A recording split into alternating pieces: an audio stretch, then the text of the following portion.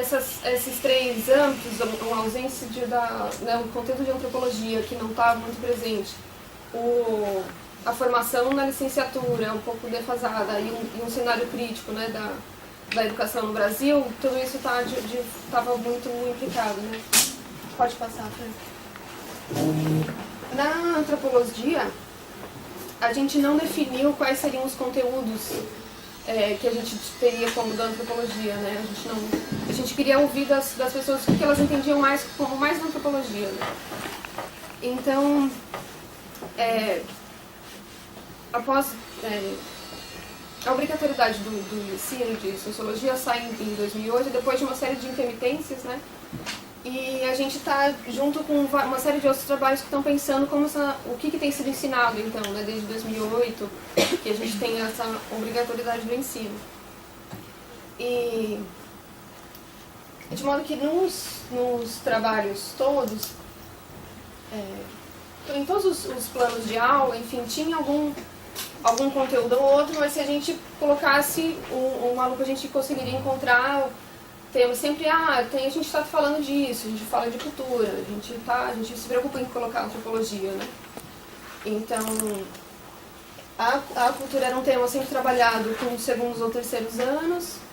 A antropologia apareceu também como das temáticas de gênero e sexualidade, etnocentrismo, questões indígenas, territorialidade, etnicidade, grupos, movimentos sociais mais com relação ao movimento LGBT, biografias e cultura. Então, isso era o que era dito quando a gente fazia um questionário e tal, mas quando a gente perguntava sobre o que estava trabalhando, o que estava nos planos de ensino, o que os professores estavam trabalhando, ou perguntava para os próprios alunos o que eles lembravam de ter visto nesse ensino, sempre a antropologia aparecia, né, dentro disso desse cenário que eles montaram para a gente, a antropologia aparecia sempre com a temática da cultura, de modo que essas outras coisas não estavam muito presentes.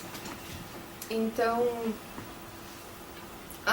eu cito aqui Simone Meucci, que fez um trabalho sobre os livros didáticos. Ela analisou 14 livros didáticos e ela disse que o que ela percebeu é que se trabalha muito com os clássicos, dos três porquinhos das ciências sociais, Marx, Weber e Durkheim, e sempre para os primeiros anos. E depois, com o segundo ou terceiro, você vai trabalhar com alguma outra coisa, aí que entra um pouco da antropologia. Mas ela percebeu dois sentidos para o ensino de sociologia. Um era com relação a respeito de diversidades e tal, e o outro era um saudosismo assim, pré-capitalista, enfim, que indicava por vezes um serviço voluntário, enfim.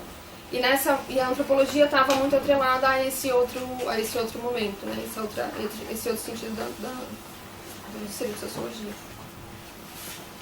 Os professores costumavam trabalhar com esses materiais, com esses livros didáticos, que não trazem, portanto, esse ensino, que não trazem esses conteúdos, né? E eles acrescentaram ainda que enfim, pela escassez de tempo e pela precarização desse ensino, o que se trabalha é o que está no livro, então, por isso o que eles costumam trabalhar centralmente é a sociologia, né? Quando possível, eles trazem a antropologia. Uma coisa que foi forte pra gente também, acho que na época, né, Miriam, que a antropologia, quando eu conversei, sobretudo com professores e com os graduandos, é que a antropologia não está nesses conteúdos porque ela não participou da luta pela inclusão do ensino da sociologia no ensino médio. Então, isso apareceu de uma forma muito forte, até quando eu fui apresentar esse trabalho em alguns encontros de sociologia, aí me diziam, mas você não tem objeto, porque a antropologia não está preocupada com isso, né? E, bom, enfim, mas aí o que a gente apontou aqui primeiro seria uma outra pesquisa, inclusive com um olhar de gênero sobre isso, né? Que isso falaria um pouco da constituição do campo, né? Bom, pode passar, Fernando. O que apareceu muito forte, atrelado a a essa deficiência, enfim, no ensino de sociologia, é que a falta de atenção para com a licenciatura no curso de graduação em ciências sociais. Eu acho que eu não salientei isso, eu estou falando do ensino da UFSC, todos eram formados, né, majoritariamente pela UFSC, e estou falando de Grande Florianópolis, das escolas que a gente conseguiu atingir com esses questionários e com os grupos focais. Essas duas definições, bacharelado mal feito e a ideia de que é um aluno de segunda que vai para a licenciatura, tudo isso foram algumas definições que eu recebi dos graduandos que estavam caminhando, né, na licenciatura. Essa ideia de que um aluno de segunda é muito forte, é um aluno que não deu certo na pesquisa, é um aluno que não deu certo no curso de ciências sociais, né, que é a formação majoritária. Então, era unânime entre eles, no entanto, a certeza de que a docência é o único caminho para o cientista social, tanto se ele se forma pesquisador trabalhando numa universidade, a docência está ali. Se ele vai para a licenciatura, óbvio, né, a docência está ali. Então, eles questionavam muito a falta de envolvimento do próprio curso com relação à licenciatura, uma vez que depois da reforma da pós-graduação em 68, né, se eu não me engano, as disciplinas de licenciatura passam para o programa de educação. Então, não há, dentro dos programas das áreas afins das ciências sociais, pesquisa sobre esse ensino, né? Enfim, eu só destaco, acho que 5 universidades que hoje têm nos programas de sociologia, que tem uma linha de pesquisa, enfim.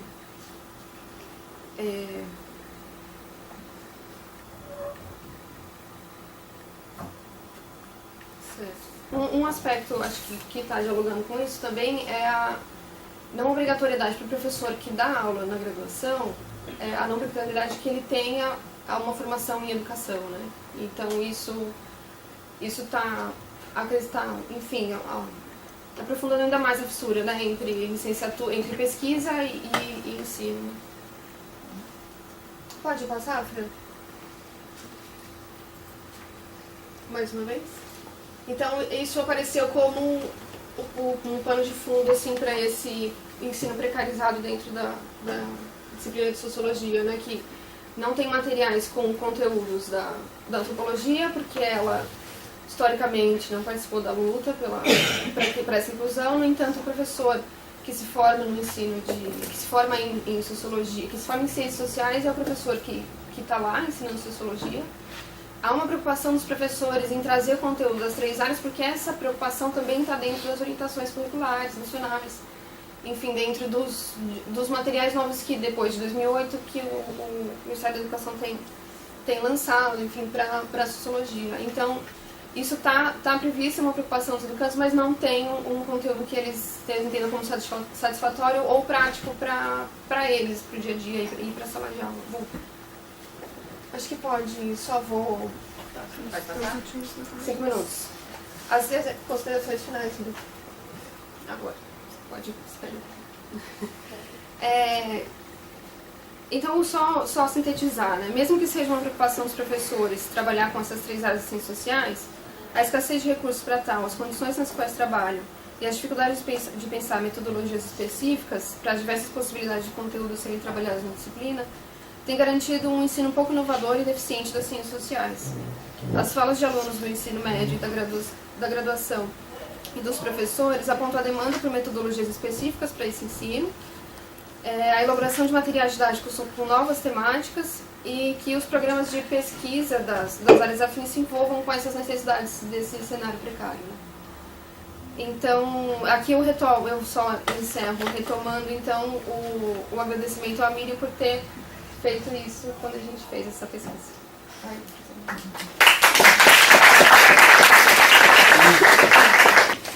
Primeiro eu queria agradecer a todo mundo por ter vindo e queria agradecer também ao Unives pela possibilidade de voltar a essa pesquisa que eu fiz em 2008.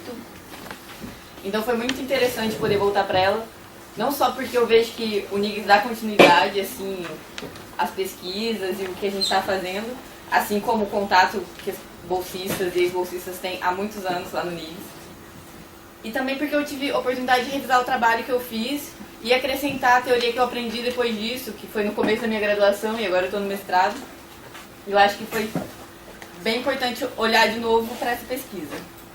Então, o projeto que eu vou falar é sobre o projeto de criadores na França, da Projeto de Criadoras, que foi um projeto que a gente fez em parceria com a França. E é bem legal falar desse projeto também agora, porque mesmo que a gente começou ele em 2008, foi só nesse ano que a publicação saiu. Ainda não, né? Não, em novembro, né? Mas a gente recebeu um papelzinho, um e-mail falando se quem quiser comprar. E essa é a capa, assim. E então, interessante ver a continuidade que teve o projeto, né? Eu vou apresentar as 4 antropólogas que eu pesquisei, pra gente poder ver como é diferente a trajetória delas, assim. E no final, tentar entender a contribuição delas para a pesquisa antropológica e o que esse dicionário também ajudou na minha trajetória acadêmica. Então, falar um pouco do dicionário, que foi um projeto que a gente fez que o NIC estabeleceu com uma equipe de pesquisa coordenada pela Bárbara Glowsevski, do Laboratório de Antropologia Social, na França. E nesse projeto vocês podem ver, tem desde antropólogo até geógrafa, política, esportista, artista. É um projeto de criadores que visa dar visibilidade para as mulheres mesmo, de todas as áreas.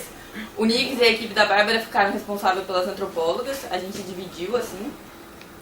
E o projeto com a gente, quem pôde ver os banners lá embaixo, foi dividido, a gente fez uma lista das antropólogas e cada uma pegou um certo número de antropólogos para poder estudar. Então a gente se interessava não só pela produção intelectual delas, pelos prêmios, pela trajetória acadêmica, mas também pela trajetória pessoal.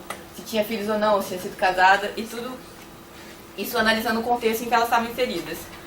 Então, através do resgate dessas histórias dessas antropólogas, trajetória acadêmica, publicação, a gente conseguiu traçar um pouco da trajetória delas. A gente fez um primeiro esboço do verbete, que era mais ou menos uma página e meia. Daí teve uma revisão pela Miriam e pela Carla Cabral, que compunha a equipe na época. E depois a Miriam traduziu para o francês os verbetes. E teve uma outra revisão pelos pesquisadores franceses. Nem todos os verbetes que a gente produziu foram publicados, porque não sei se vocês viram, mas foram muitos, assim, de indiana, mexicana, da antropologia da América do Sul. Mas das que eu produzi foi a Heloísa Alberto Torres, a Manuela Carneiro da Cunha, que são brasileiras, e a Marilyn Stratton e a Mary Douglas, que são inglesas. Então, e no dicionário vão ser publicados a Manuela Carneiro da Cunha e a Marilyn Stratton. É importante falar que... Ai, desculpa, pode falar, que eu estou falando horas e esqueci de passar. Essas 4 que eu vou falar. É importante falar que nem todas as antropólogas que eu analisei se declaravam feministas, mas mesmo assim a contribuição que elas teve para a academia é inquestionável. Vou falar um pouco da antropóloga da Heloísa Alberto Torres. Não sei se ela é muito conhecida, porque ela teve pouca publicação. E ela se dedicava principalmente ao trabalho de campo. Ela foi diretora do Museu Nacional por muitos anos e ela privilegiava a formação de jovens pesquisadores. Ela foi bem importante no desenvolvimento da etnologia, além de se empenhar na questão da valorização cultural e social das comunidades indígenas. Ela foi nomeada para diretora do museu pelo Getúlio Vargas em 1938. Então a gente pode ver que a atuação dela é mais ou menos de 1930 a 1950. Ela foi bem precursora da antropologia mesmo, assim. Pode passar. Daí outra brasileira... peraí que eu tô falando, tá? A Manuela Carneiro da Cunha, que acho que a maioria das pessoas já ouviu falar dela. E ela é interessante porque a trajetória dela começou na matemática. Ela se formou em matemática em 1967 e 3 anos depois ela começou na Unicamp. Ela teve como mestre o Levi-Strauss, que só aceitou ela porque ela era pesquisadora da matemática e ela contribuiu muito para a área de etnologia indígena, história de direitos índios, escravidão negra, etnicidade, conhecimento indígena. Ela foi também importante no cenário político da questão indígena no Brasil, quando ela foi presidente da ABA de 86 a 88. Ela ajudou muito na Constituição, na consolidação dos direitos indígenas, na Constituição de 88. E ela foi professora titular de antropologia na USP, antropologia da Universidade de Chicago, onde ela foi professora até 2009, então ela se aposentou, mas ela continua fazendo palestras e publicando vários trabalhos. Então a outra, que é a Mary Douglas, que é falecida, que nasceu em 1921, ela é bem importante porque todas as biografias dela, tem bastante material publicado sobre ela, fala da importância que ela dava para os filhos, apesar da trajetória profissional intensa, é bem evidente que ela era bem preocupada com a formação dos filhos. E ela se formou entre 1939 e 43 em Filosofia, Ciência Política e Economia em Oxford, onde ela foi aluna do Evans Pritchard. As contribuições dela vão mais no sentido de economia do consumo, bem-estar, comida, ritual. Ela escreveu Pureza e Perigo, também ganhou vários prêmios e tem várias publicações. É bem fácil encontrar várias bibliografias dela, o que ajuda bastante o trabalho. Tem várias outras, tipo a Heloísa Alberto Torres, que era muito difícil de achar material, não só porque ela tinha poucas publicações, mas porque tinha sido escrito pouco sobre ela, então dificultava bastante a pesquisa.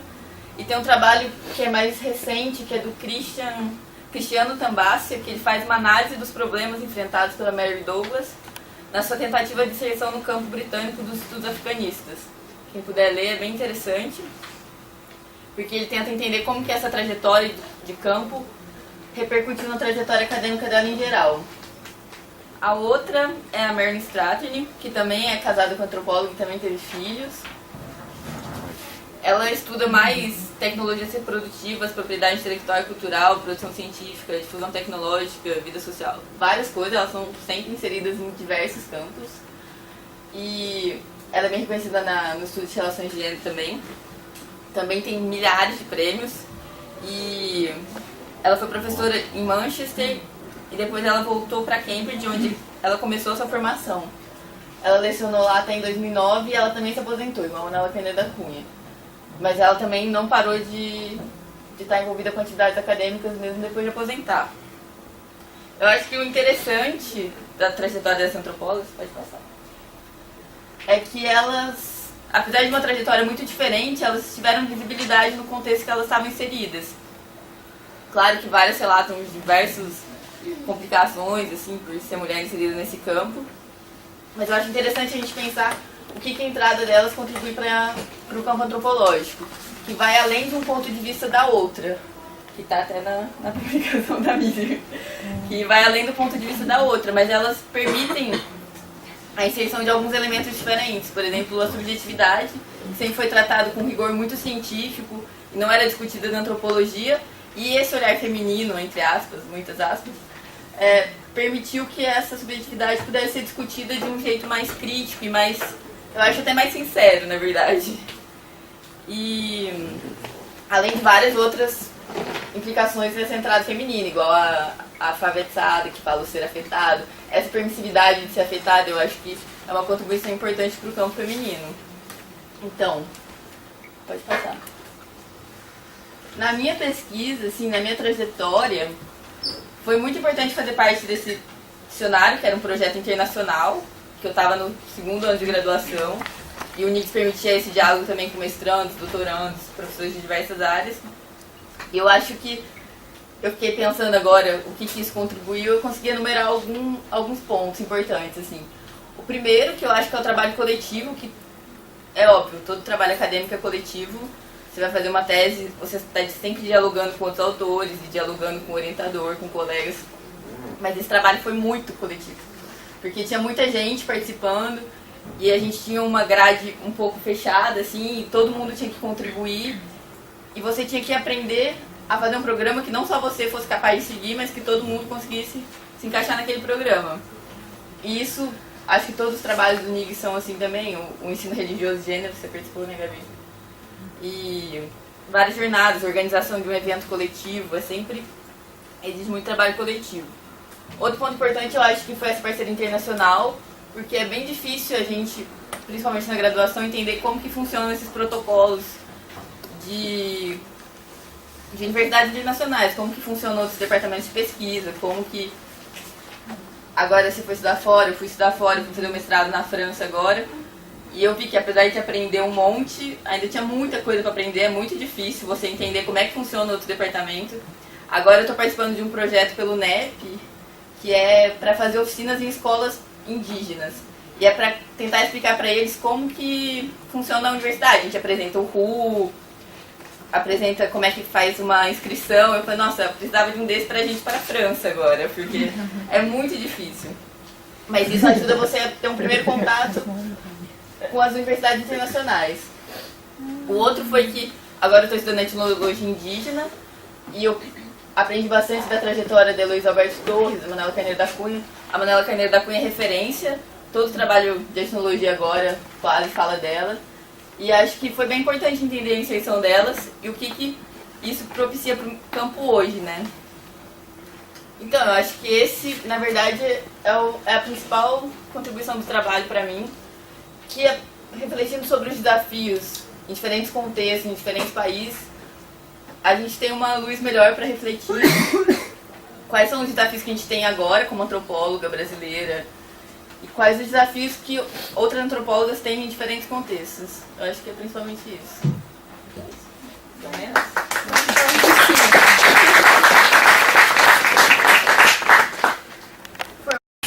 Então, primeiro gostaria de agradecer a professora Miriam e a todo o NIGS pela oportunidade de falar aqui e também por contribuir de várias maneiras na minha formação.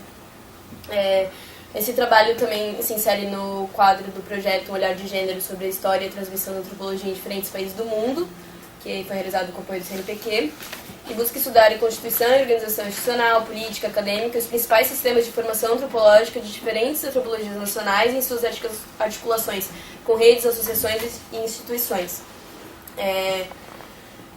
A minha pesquisa, que é sobre a Ruth Cardoso e a Anice Durham, ela deu continuidade, é uma pesquisa que a Giovana deu início e também o Vinícius já antes no dicionário, né, que a Fran falou.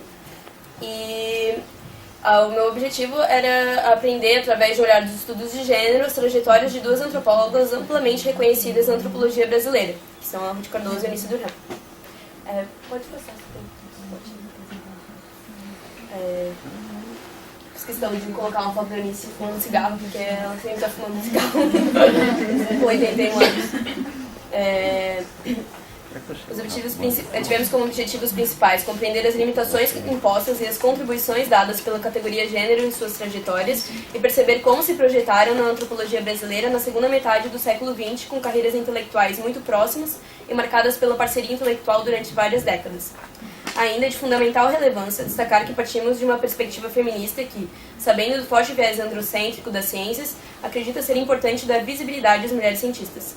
Dentro do campo da antropologia, são muitas as que poderiam ser destacadas como de grande influência, como a Fran colocou, e lá embaixo tem várias, né?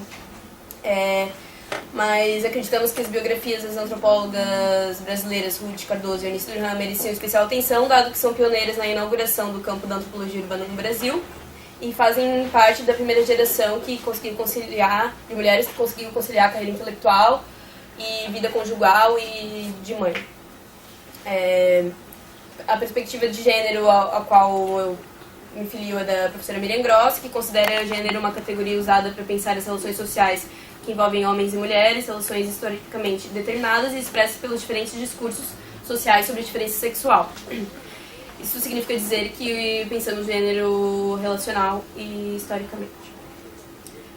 Além disso, é importante ressaltar que a categoria gênero sozinha não dá conta de todas as relações de poder existentes na academia e nas carreiras, né?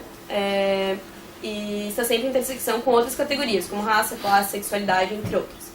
Por esse motivo, acreditamos ser de suma importância situar as antropólogas pesquisadas como mulheres brancas de camadas médias em formação nos anos 50 e 60 na Universidade de São Paulo, que é um lugar privilegiado no cenário intelectual nacional. Além disso, elas também tiveram em casamentos heterossexuais durante suas vidas. Bom, sobre a trajetória intelectual da Ruth Cardoso. A Ruth Cardoso nasceu em Araraquara, no interior de São Paulo, é proveniente de família de elite da região, sempre estudou em bons colégios. A partir da pesquisa realizada pela professora Miriam e o Vinícius Ferreira, para o dicionário citado pela Fran, a Ruth Cardoso foi pioneira nos estudos urbanos e de gênero no Brasil e especialista em movimentos sociais e políticas públicas. Formou-se na Universidade de São Paulo em 52 e fez pesquisas importantes sobre a comunidade de imigrantes japoneses na cidade de São Paulo, que resultou na dissertação e na tese dela. Ela foi exilada após o golpe militar de 64 e até 68 permaneceu distante do país e morou na França e no Chile. No Chile ela deu aula na Faculdade Latino-Americana de Ciências Sociais. Lá ela introduziu o Levi-Strauss no curso. Quando ela volta para o Brasil, ela participa da fundação do Centro Brasileiro de Análise e Planejamento, o CEBRAP, onde faz pesquisas importantes sobre movimentos sociais e organizações não governamentais. Volta a ocupar a cadeira de Antropologia na USP e seu trabalho nesse período é marcado por uma parceria com a Eunice Ribeiro Durran, que a orienta no doutorado. Organiza sua obra bastante conhecida, Aventura Antropológica, Teoria e Pesquisa, de 86, na qual, ao lado de sua parceira intelectual, Eunice, e outros pesquisadores de peso, analisa os dilemas éticos e metodológicos que a pesquisa antropológica implica. Como feminista, também é uma das primeiras cientistas de sua geração a se interessar por temas como movimento de mulheres, reprodução, adoção e políticas de controle de população. Deu ainda relevantes contribuições ao campo de estudo sobre a juventude, publicando a obra Bibliografia sobre a Juventude, em 95, junto da orientanda Helena Sampaio. Em 2006, 2 anos antes de falecer, foi reconhecida e homenageada pela Associação Brasileira de Antropologia, recebendo a medalha Roquete Pinto de Contribuição à Antropologia Brasileira.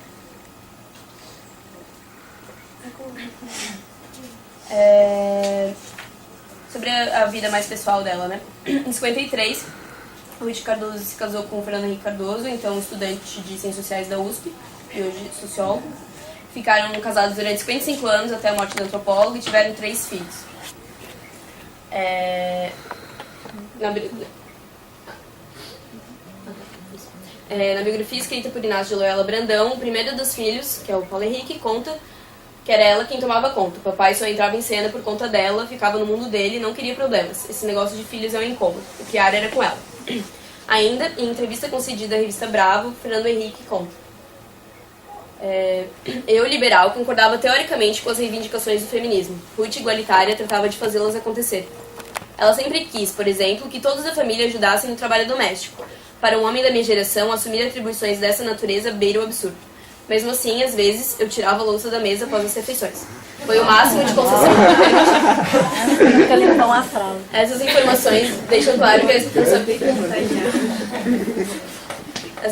deixam claro que a responsabilidade pelo trabalho doméstico e pelos cuidados dos filhos ainda era atribuída à antropóloga, que acumulava dessa maneira o trabalho de cientista e professora com aquele realizado em casa. Tais dados acabam por corroborar com a tese de Londa Chimbinga, a qual afirma que a ciência foi organizada em torno do pressuposto de que os cientistas não estão envolvidos nas tarefas diárias de reprodução, o que acaba por não ser verdadeiro para a maioria das mulheres cientistas. Dessa forma, esses arranjos domésticos, que são também parte da cultura da ciência, permitem a perpetuação desse modelo de conhecimento em que apenas o homem, geralmente branco, de elite, é o personagem legitimado. A vida, ela também se envolveu bastante na vida política, né? Ainda que fosse bem mais próxima da academia e da pesquisa do que da vida política institucional, quando seu marido, pela primeira vez, foi candidato a senador pelo Movimento Democrático Brasileiro, o MDB, em 1978, Ruth Cardoso acaba por assumir uma postura diferente, como ela mesma narra. Nunca tinha sido de me inserir em grupos de mulheres, ainda que conhecesse e me relacionasse com muitíssimas pessoas que participavam da luta feminista e se organizavam em círculos que agregavam os nomes mais variados. Como me comportar sendo mulher de candidato? Não queria saber de ficar num comitê e dar plantão na sede de campanha. Foi quando me veio a ideia. Era mobilizar as mulheres e montar e estruturar uma série de questões que nos afligiam, para levar a campanha a mobilizar o eleitor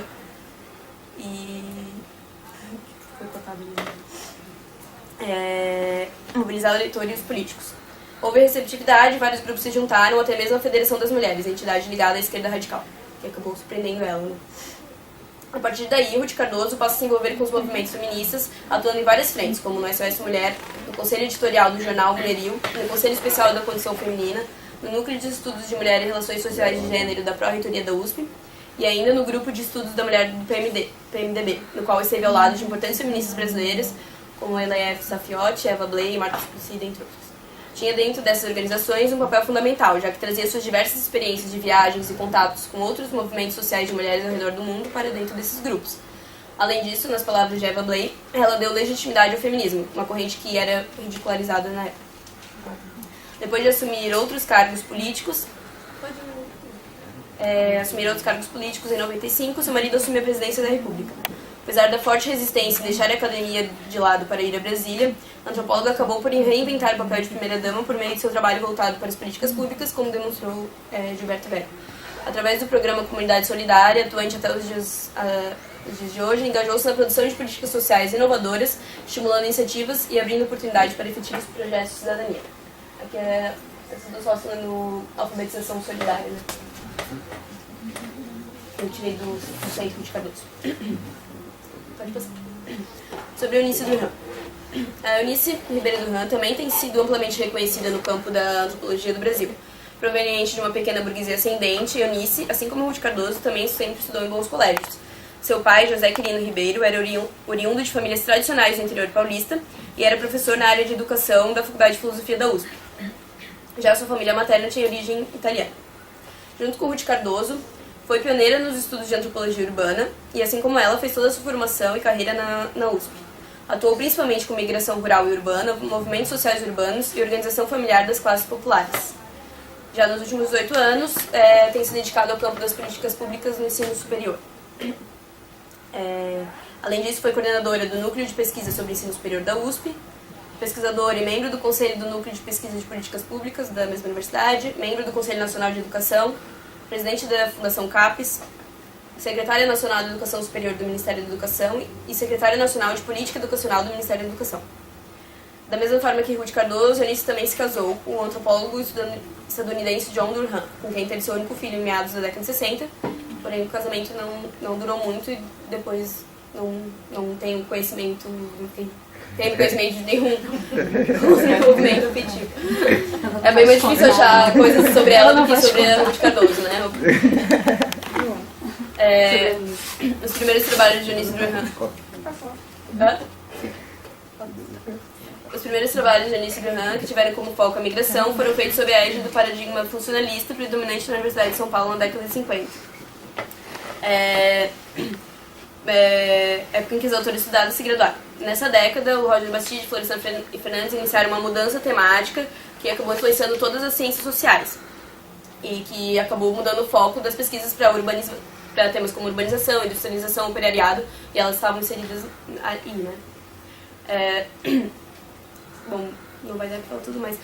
Na década de 60 também o marxismo começou a ter um papel muito relevante e a antropologia, em função disso, começou a ter um papel marginal, porque como, por exemplo, a Eunice se interessava por coisas como família, o marxismo achava essa uma instituição retrógrada, que não tinha muito a contribuir, né, com o diálogo, acabou sendo ficada um pouco de lado, assim, não foi conhecida naquela época.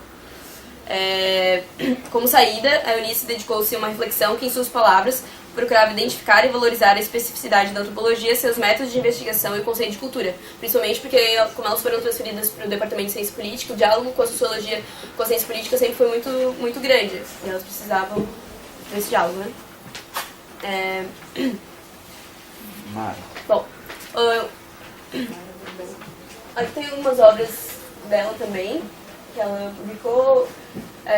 Os primeiros são o mestrado e o doutorado dela, a terceira sobre Malinowski, que ela fez uma revisão da obra do Malinowski na livre docência. Aí a família sempre foi muito importante, o ensino superior. E o último, a dinâmica da cultura, reúne ensaios da vida dela inteira, né? Um ponto importante da trajetória dela diz respeito à eleição para presidente da ABA, na gestão de 80-82. Em que o Roberto Cardoso de Oliveira diz que ela transformou a ABA de uma entidade exclusivamente voltada às suas reuniões bienais, os únicos momentos que ela atuava, para um órgão de intensa participação política, devotado simultaneamente aos seus compromissos culturais e à participação política na sociedade civil mobilizada em defesa da democracia. Principalmente porque era uma época de ditadura militar, então ela teve que negociar bastante com os coronéis, né?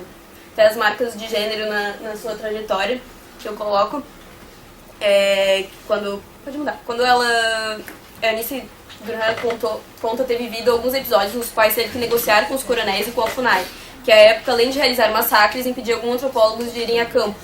Na busca de tal negociação, Eunice comenta da necessidade de lançar uma presença forte, uma presença científica que tornasse a antropologia legítima frente ao governo autoritário. Ela fala. Eu me posei como cientista. Um cientista é uma pessoa que está em busca da realidade dos fatos, não está se metendo em política nem nada disso, não é? Era ciência pura. E eu, assim, mulher, o coronel ficou um pouco estranhado com essa visão da antropologia. Nós temos que ir lá, para que o coronel se impressione que a antropologia é uma coisa séria. Então eu até comprei um terno branco, porque eu disse, eu não vou nem de homem, não vou nem de mulher, nem vou de homem, não é? Eu vou meio a meio. E aí, então, esse tal imaginário do que é cientista condiz com a realidade na medida em que faz parte do que a Lola Schimbinger também chama de culturas da ciência, que seriam caracterizadas pelos rituais, conformidade cotidiana, pelos modos de vestir-se, a linguagem, hierarquia de valores e práticas das ciências, né? Também a professora Miriam Grossi comenta num texto falando sobre a Ruth Landes, que foi acusada de mulher de vida fácil, fazendo pesquisa sozinha no Brasil, que ela discorre a partir disso que talvez para se proteger desse risco, muitas antropólogas se escondem sob a capa de um terceiro gênero, nem homem nem mulher, mas um ser neutro e assexuado, que é o caso ali também. Bom, pode passar. E aqui também um outro, que o gênero foi bastante imitador, assim, digamos, que ela fala que no começo do início da carreira dela, ela se interessou em trabalhar com indígenas, mas o orientador dela, que foi o Egon Schaden, não gostava que as assistentes fossem trabalhar com índios, porque era muito perigoso. Bom, é importante colocar um pouco da difusão, né, da antropologia urbana que elas proporcionaram, porque além de ser militantes bastante do ensino, elas foram reconhecidas como muito boas orientadoras. A Ruth Cardoso orientou 34 dissertações e teses ao longo de sua trajetória, que foi fundamental para difundir a escola de antropologia urbana, e muitos orientandos dela hoje estão em várias universidades do país. Então, tem vários dos orientandos das duas, né? A Eunice orientou até o presente momento 25 dissertações e teses também em temas como família, trabalho, identidade étnica e ensino superior. Aí são orientandos que estão em vários lugares, universidades importantes. Para finalizar, é claro que essa pesquisa não se pretende exaustiva, sendo as trajetórias das autoras pesquisadas muito mais ricas que os dados aqui apresentados. Contudo, acreditamos que tais dados são suficientes para conseguirmos pensar as dinâmicas de poder e relações de gênero na história da antropologia brasileira, que tem importantes antropólogas mulheres que muitas vezes são invisibilizadas pelo discurso hegemônico. Espero que minha discussão possa ter dado visibilidade a essas duas antropólogas, que foram fundamentais na consolidação da antropologia urbana e dos estudos de gênero no Brasil, campo esse com o qual dialogo hoje para pensar suas trajetórias desde uma perspectiva crítica ciência androcêntrica, apoiada que estou principalmente nos estudos feministas. Por fim, tal pesquisa trouxe grandes aprendizados, sobretudo porque estive imersa na história de um campo na qual sou neófita, podendo assim entender melhor a antropologia brasileira e o meu lugar nela, ao mesmo tempo em que pude me aprofundar nos estudos de gênero e suas intersecções. Formação teórica densa que adquiri participando das reuniões do Grupo de Estudos de Gênero, Feminismo e Ciências, coordenado pelas professoras Miriam Grossi, Catarina Ré e toda a equipe do NIGS com quem eu pude discutir. Sem tais aprofundamentos, não poderia ter feito análise desses dados, já que a antropologia, assim como aprendi com as minhas professoras orientadoras, mas também com os sujeitos de minha pesquisa, não pode ser feita sem articulação bem trabalhada entre dados e teoria. Obrigada. E a todos vocês por terem vindo. Bom, meu trabalho é sobre a Beth Lobo, uma socióloga. Beth Lobo, pioneira nos estudos de gênero no Brasil. Pode passar, gente. Bom, essa é a Beth Lobo, esse é um dos principais livros dela. E eu começo o trabalho com essa autocitação, né? Minha passagem pelos 10 anos que abalaram meus nervos e minhas inquietações, transformando-me nessa rocha vincada de golpes e de armaduras, destroçada, machucada, mas irredutível. Foi aí que me apaixonei pela Beth. Bom, eu fiz um texto, eu vou lendo e conversando com vocês ao mesmo tempo, vamos ver o que dá. Bom, reaver um trabalho feito há algum tempo é repensá-lo enquanto pesquisadora em aprendizado, em percurso, porque ainda estou na graduação, estou no último ano agora. É um trabalho de reencontrar, esse trabalho de reencontrar a trajetória da Beth Lobo, ele foi um importante marcador no meu movimento acadêmico e ele volta a ser agora, porque é a primeira vez que eu apresento esse trabalho em público. Mas antes disso, ele é uma repaginada, é uma volta ao meu tempo de bolsista de iniciação científica e de como eu comecei a aprender sobre gênero aqui na universidade. O meu campo de pesquisa foi em um fundo no arquivo Edgar Lawrence, o AEL, na Unicamp, em Campinas. Eu fiz essa pesquisa em janeiro de 2011 e em agosto. Entre o extenso conteúdo encontram-se textos, projetos de pesquisa, artigos, provas, correções de trabalhos de orientandos, cartas de recomendação, negociações para fazer campo em fábricas, convites para ministrar palestras e cursos. Além disso, há documentações referentes a questões administrativas enquanto docente, enquanto bolsista de instituições de fomento à pesquisa e como chefe de departamento. Há pepitas de sua vida pessoal entre as linhas que discorrem sobre o contexto político do Brasil. Tudo vai se juntando, né, nas anotações da Beth. E para além disso, como intelectual feminista, estão registradas pequenas narrações de um dia de aborrecimentos, por exemplo. Os primeiros dentes que surgem no filho. Ela conta também da amiga grávida que acaba de descobrir o sexo do bebê. E sobre os percalços comuns às relações conjugais. Entre as letras da Philips, porque a Beth sempre diz a minha Philips, né, a minha máquina de escrever. Entre as letras da Philips de Beth, ela discorre sobre a sua multiplicidade enquanto mulher, esposa, mãe, intelectual, feminista e militante. Minha investigação teve como parâmetro exatamente o fato de estar conhecendo uma mulher em constante balanço, aberta a mudanças e atenta à não hierarquização da vida. Em tudo que ela escreve, ela deixa bastante claro isso. Pode passar. Pode passar de novo. Isso. A produção intelectual e exemplo de engajamento de Beth é algo que se faz imprescindível retomar constantemente. Né? Porque quando eu recebi o convite para participar, eu fiquei pensando, né, por que é importante eu retomar esse trabalho? Não só para apresentar aqui, mas para repensar, né, tudo de novo. É imprescindível retomar constantemente, justamente pela necessidade de demonstrar a centralidade do trabalho, né, nos âmbitos do gênero, da classe e da etnia. As relações de trabalho, elas podem engendrar mecanismos de dominação ou de emancipação da mulher. E como resposta exatamente a essa urgência, essa socióloga, ela constrói seu itinerário pessoal, político e teórico ao redor dessas questões. E mais do que isso, ela considera como centrais as condições subjetivas e objetivas das relações de trabalho. Né? Ela vai ao encontro da teoria de mulheres, das mulheres nos sindicatos, nas fábricas e em casas de família. Ela não é uma teórica de gabinete. A Beth, ela faz questão de conhecer as mulheres que ela está estudando. A tendência à hierarquização das relações de gênero ressoa em todos os campos da vida social. Daí a necessidade de entender a estrutura dessas sobreposições, né?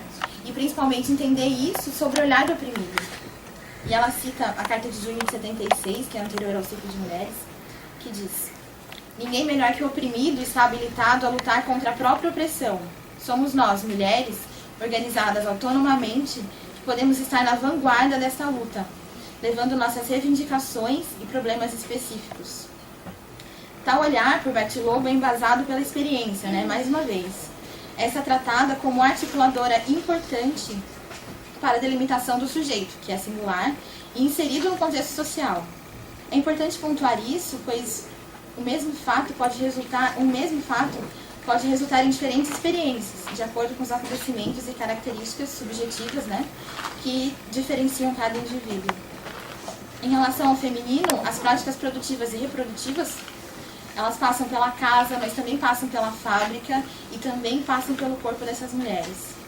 Então percebamos a semelhança desse mecanismo com o processo de trabalho capitalista, mas atenhamos-nos aos diferentes marcadores hierárquicos no que diz respeito ao feminino e ao masculino.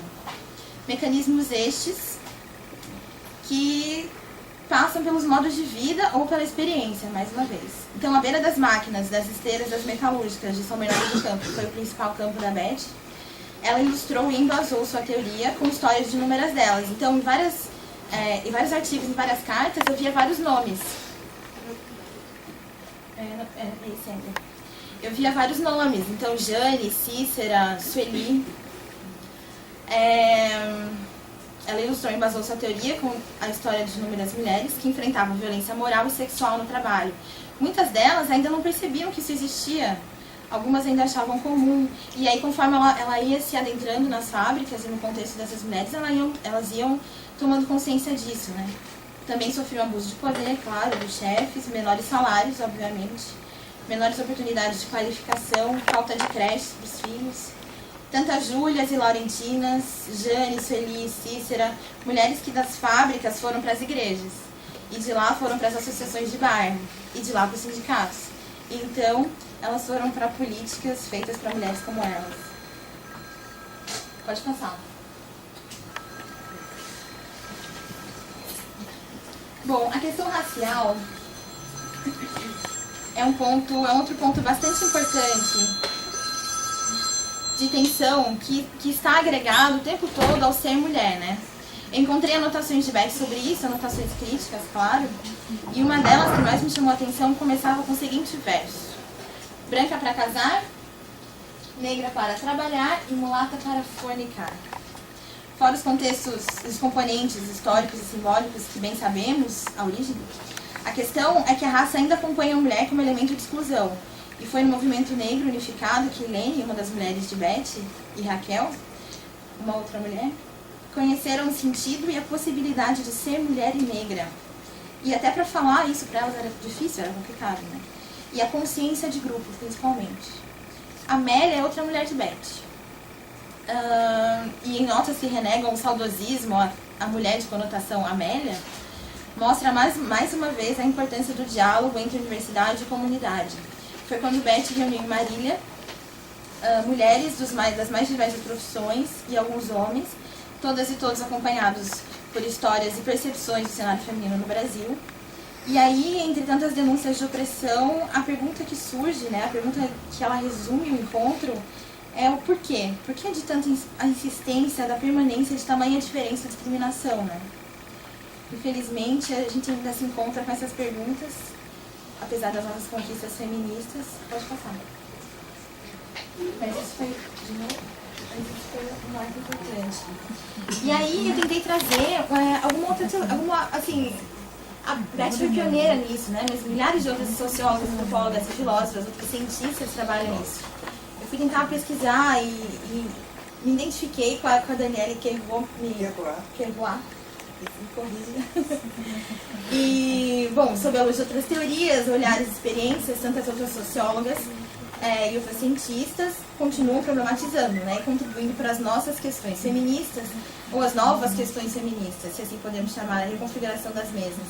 E a Danielle Kervois é uma socióloga francesa que muito me lembra a paixão e crítica e engajamento de Beth. Para ela, as relações de classe e gênero são estruturantes das relações sociais. Por isso, a importância de se pensar os atores individuais e coletivos dentro da perspectiva de produtos e produtores dessas interações políticas. A francesa também encontrou significado na prática. Também ela conheceu mulheres, operárias de fábricas, enfermeiras, foram enfermeiras que se manifestaram nos anos 80, sobre a palavra, me corrija também, Nibon, Nicon, Ninon. Então, nem empregadas, nem estúpidas e nem freiras. Isso ela lembra no livro Trabalho e Estudos Sociais do Sexo. Importante pincelarmos aqui a respeito do termo divisão sexual do trabalho. Em um artigo em parceria com a Helena Irata, Danielle explica a origem da expressão, né? Divisão sexual do trabalho. Cunhado em contexto francês, contempla apenas a diferenciação de cargos, salários e coisas do gênero entre homens e mulheres no mercado de trabalho. E ainda o contraste entre as atribuições domésticas entre os sexos, né? Então, o que cabe à mulher e o que cabe ao homem fazer. Mas as autoras, Danielle e Helena, atentam para a necessidade de considerarmos na análise do termo que a divisão sexual do trabalho é uma forma de divisão social. Essa divisão social é decorrente das relações sociais entre os sexos, que historicamente aloca o homem na esfera produtiva e a mulher na esfera reprodutiva. Abre-se espaço, então, para repensarmos as possíveis novas configurações desta divisão. É quando Danielle discute os modelos de conciliação e os modelos de delegação. Em resumo, o modelo de conciliação pressupõe a responsabilidade da vida familiar e profissional à mulher.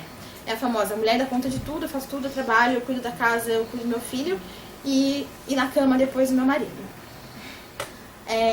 E o último, né, o modelo de delegação, ele vem ao encontro a elevação do nível de profissionalização de algumas mulheres, que aí sim delegam a outras mulheres de outras classes sociais suas tarefas domésticas e familiares. Esta seria uma solução, segundo as autoras, né? Esse modelo de delegação para o conflito entre a conciliação. Inclusive, no contexto brasileiro, elas apontam. Porém, é quando outro fenômeno emerge. Como tratar o contexto de quem foi delegada, né? Quer dizer, essas empregadas, elas são mulheres. E aí? Como garantir os mesmos direitos às empregadas domésticas, por exemplo, que deixam seus filhos para cuidar de outros, que até pouco tempo mal eram amparadas pela lei? É quando vemos mulheres aquém das reivindicações de direitos básicos de outras origens e de condições diferentes. Simultaneamente, as disputas étnicas também sofrem edições, a partir dos novos arranjos de empregos e cargos e dos fluxos migratórios dessas mulheres. Porque, na verdade, em muitos países, as empregadas domésticas são, por exemplo, latinas. Isso é um marcador bastante forte. Bom, encerro por hora esse balanço, que se tornou uma espécie de repasse randômico por Betty Lobo, uma breve reflexão da evolução das configurações de gênero e trabalho. Pode passar. Ah, não, era aquele mesmo. Bom, Betty parece ter sido dessas mulheres irredutíveis, que ao penetrar em seus escritos percebi uma pessoa cheia de perguntas, inquieta em sua realidade e na realidade de quem a rodeava. Betty conseguiu viver sua profissão e fazer do ouvir a história de tantas mulheres a matéria-prima para a teoria. Em tempos de assuntos tão silenciados, ela não calava, pelo contrário, ampliava seus desejos pela voz de cada operária, de cada doméstica, de cada mãe, esposa, enfermeira, advogada, cozinheira. Betty torna visível aquilo que já havia se despido de existência. Ao falar da prática invisível das operárias, ela cita uma delas, Maria. Só precisa desse nome. Eu tenho que falar.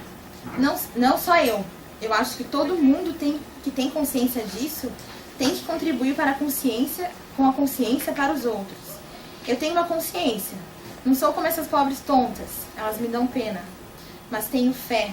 E não vou sair desta fábrica deixando as minhas companheiras inconscientes. Esta fala resume toda a luta de Betty e sua crença na possibilidade de empoderamento da classe trabalhadora. Seguimos. É isso. Bom, primeiro eu gostaria de agradecer o convite, a Miriam, a Caterina, a Carmen e acho que ela está aqui, a Cláudia e todo mundo do Nix para poder apresentar hoje. O meu trabalho se chama Reinventing F-Word Feminism, Gênero, Museus e Museologia. Pode ir passando, Ctrl F, que daí ele... Visualizar a tela cheia. Não, Ctrl F é buscar. Visualiza. Isso. Pode passar. Bem, eu, como a Bettina falou, eu sou graduanda em Museologia e eu faço parte do Núcleo de Identidade de Gênero e Subjetividades, o NIX, desde 2011. Então, essa pesquisa retrata um pouco da minha tentativa de articular os dois campos, né? Então, desde meu ingresso no NIX, em 2011, como bolsista de iniciação científica, pude articular minha formação no curso de Museologia, os estudos de gênero na antropologia, através da minha participação no projeto de pesquisa O Olhar de Gênero sobre a História e a Transmissão das Antropologias Contemporâneas em Diferentes Países do Mundo. E também a participação em 2 grupos de estudos, que foi o Gênero, Antropologia e Educação, coordenado pela Marili Graupe, e Gênero, Feminismo e Ciência, coordenado pela Caterina Rea. No quadro desse projeto, pude me dedicar aos estudos no campo de gênero e ciências e história das mulheres na antropologia. A leitura de tais temáticas, assim como o acompanhamento de pesquisas desenvolvidas por graduandas e graduandos e pós-graduandos e graduandos do NIX, me abriu portas para o desenvolvimento de um projeto autoral de pesquisa que aqui apresento. Pode. Volta. Isso. A aproximação com a relação entre arte e gênero se deu a partir de um estudo sobre as Guerrilla Girls, um coletivo de artistas feministas que advogam contra as desigualdades étnico-raciais e de gênero dentro das instituições museológicas e galerias de arte. Munidas com máscaras de gorila, devido a uma feliz confusão por parte de uma das artistas entre as palavras guerrilha e gorila, e um desejo de desconstruir cânones que até então passavam muitas vezes despercebidos no mundo da arte, as Guerrilla Girls me inspiraram a aplicar seu manifesto teórico-político nos museus brasileiros. Com o intento de verificar a validade das reivindicações do grupo na realidade dos museus brasileiros, realizei um mapeamento e levantamento do acervo da Pinacoteca do Estado de São Paulo, que está reunido na exposição de longa duração Arte no Brasil, uma história na Pinacoteca do Estado de São Paulo. Essa primeira etapa de minha pesquisa, intitulada Táticas de Guerrilla, Antropologia, Feminismo e Arte na Pinacoteca de São Paulo, permitiu pensar sobre o lugar das mulheres artistas e as representações de gênero e raça e etnia nos museus brasileiros, partindo da histórica relação entre a antropologia e a constituição dos museus no mundo ocidental. Decidi por analisar o acervo artístico da Pinacoteca com o levantamento inicial a partir do acervo artístico online, composto por 9.127 peças identificadas e catalogadas. Pude realizar um mapeamento das mulheres artistas na Pinacoteca que resumiu nos seguintes gráficos. Das 9.027 obras analisadas no acervo artístico da Pinacoteca, 2.027, ou seja, 22% das peças desse acervo foram produzidas por mulheres. Destas, 796 peças são da artista carioca Renina Katz. Em 2013, esse número subiu para 806. Agora sim. Observamos nesse gráfico que dos 1.424 artistas que constam no acervo artístico da Pinacoteca, apenas 235 são mulheres, ou seja, a presença de mulheres artistas nesse museu é de 17%. Este levantamento foi feito no ano de 2012, portanto, esses números validam as estatísticas e reivindicações apresentadas pelas Guerrilla Girls em 1985. O próximo gráfico representa a síntese da relação entre cada sala expositiva da exposição de longa duração Arte no Brasil e o gênero da ou do artista que produziu a peça exposta, expresso pelo número e porcentagem das mesmas. O gráfico está embasado em todas as peças expostas nessas salas e sua autoria. Como podemos ver, dentre as 11 salas expositivas, 94% das peças artísticas são feitas por homens, enquanto 4% são feitas por mulheres. A partir desse levantamento, pude perceber uma grande marcação de gênero que perpassa todo o acervo da Pinacoteca do Estado de São Paulo, corroborando com as denúncias das Guerrilla Girls em relação aos museus das grandes capitais ocidentais. De modo a estruturar questões levantadas nessa primeira etapa de pesquisa, passei a analisar mais profundamente as relações de poder dentro das instituições museológicas e culturais sob a ótica do estudo de gênero. Relações essas que ganham novas dimensões analíticas, tanto com a consolidação de outras perspectivas dentro dos estudos de gênero, como a teoria feminista, quanto com os novos modos de se entender a ciência museológica como a museologia social ou a nova museologia. Objetivando me aprofundar nos diálogos existentes entre os feminismos e a museologia, passei a pesquisar mais especificamente sobre a intersecção entre teorias feministas e a prática museológica. Em casos observados, surgiram nesse entrecruzamento novos atores e instituições em sintonia com o pensamento contemporâneo no campo museológico. É o caso da NAMI Rede Feminista de Arte Urbana, que tem como objetivo a promoção dos direitos da mulher através da arte, em particular do grafite. A rede, idealizada por Pamela Castro, foi criada a partir do projeto Grafiteiras pela Lei Maria da Penha, na Baixada Fluminense, e que promove grupos de estudo e formação feminista e oficina grafite pelo fim da violência doméstica, entre outras iniciativas. Outro caso da exposição é o Mulheres Artistas na coleção do Centro Pompidou, ainda em cartaz no Centro Cultural Banco do Brasil, no Rio de Janeiro. Apresentada pela primeira vez em 2009 no Museu Nacional de Arte Moderna do Centro Pompidou, em Paris, a exposição passou pelo Museu de Arte de Seattle em 2012 antes de chegar ao Brasil.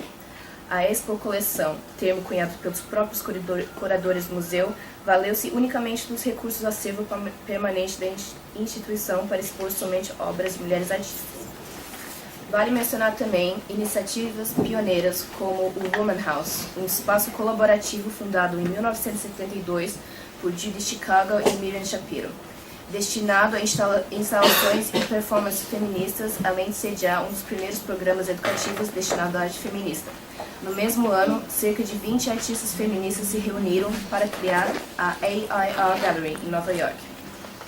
O patrimônio feminino compreende uma exposição virtual organizada pela Direção-Geral de Belas Artes e Bens Culturais do Ministério de Educação, Cultura e Esporte da Espanha, em colaboração com o Instituto de Pesquisas Feministas da Universidade Complutense de Madrid.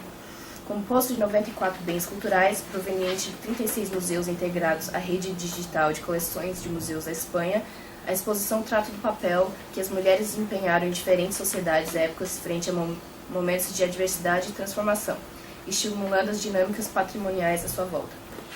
Por fim, a criação do projeto arquivístico React Feminism, números 1 e 2, configura-se como uma prática de estabelecer um lugar de memória feminista, permitindo a circulação de registros feministas de performance art dos anos 1960 em diante pelo mundo inteiro sob a forma de exposições e seminários. Reunindo mais de 120 artistas, o arquivo, que possui uma versão online, está em constante expansão.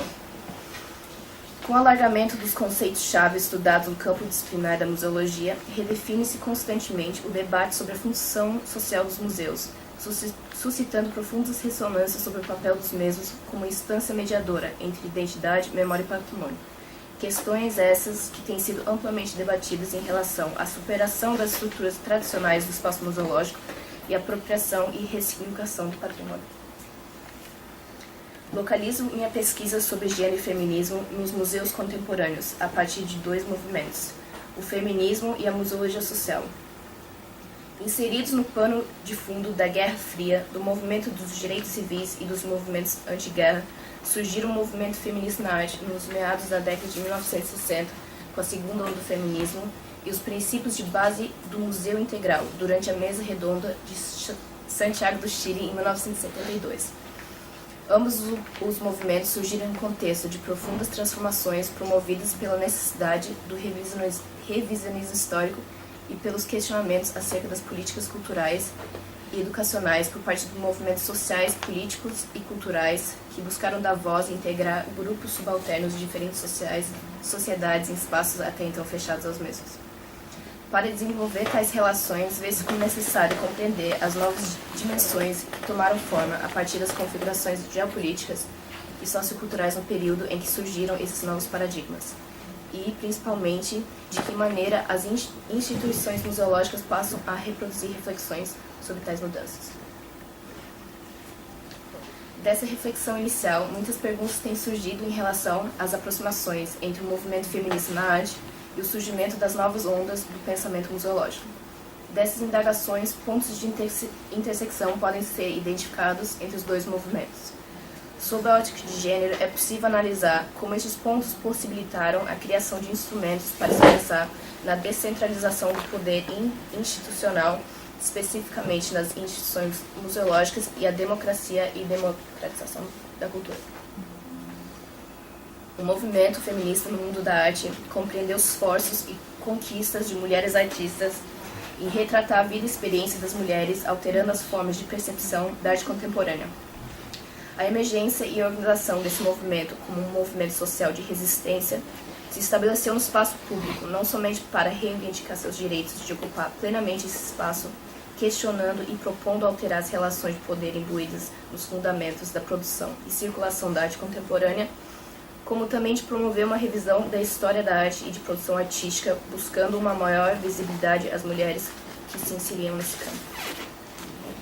As primeiras análises feministas no campo das artes buscaram trazer à tona os trabalhos de mulheres artistas notáveis, as assimetrias entre a produção das artes maiores e menores e de que maneira as instituições e discursos artísticos organizaram as dinâmicas sociais, servindo para reforçar a diferença sexual no fazer artístico.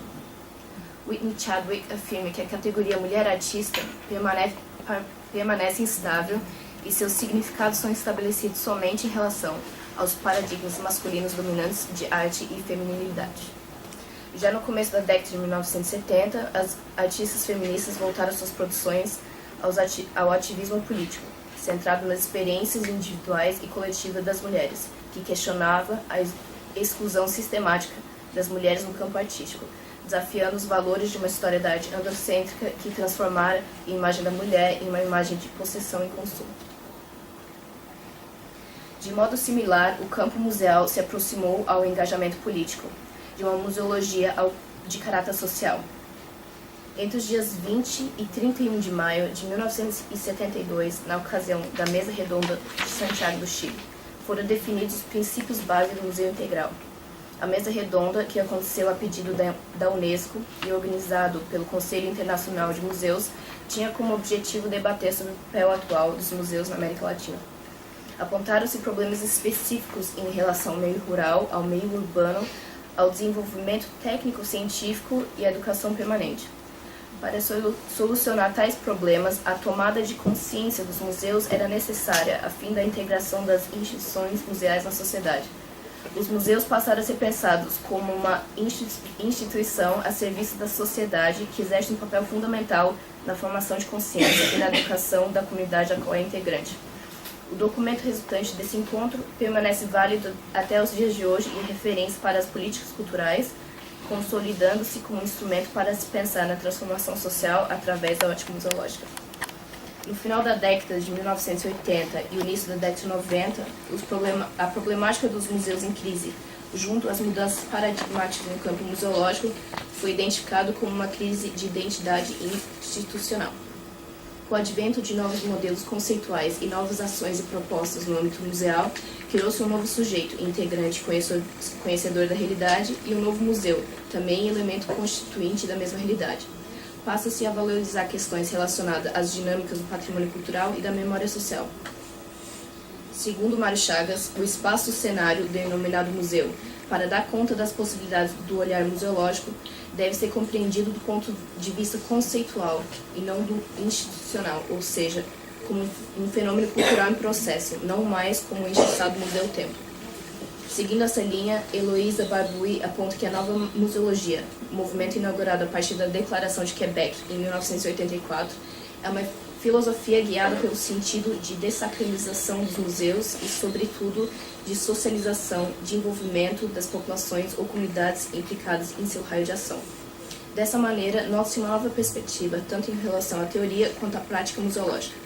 O museu passa a ser um museu-fórum, um espaço de valorização do cotidiano com uma produção voltada à educação patrimonial, ao debate, experimentação e colaboração dos diversos atores envolvidos nesse processo.